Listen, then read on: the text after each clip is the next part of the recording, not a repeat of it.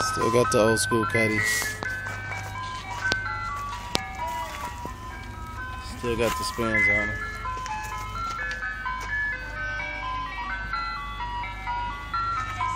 Just on some 20s, but it still looks good. You know what I'm saying? 1700 to the first buyer, you know, 82,000 miles on it. Really good, look at that. Still looks good. Front end a different color, but still runs good.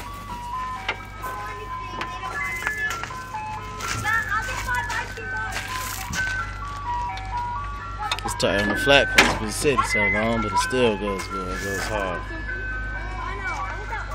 Backspin is not on it yet, but it's good. We're badass kids. Navigator. Daddy, remember when you got me a Choco Taco?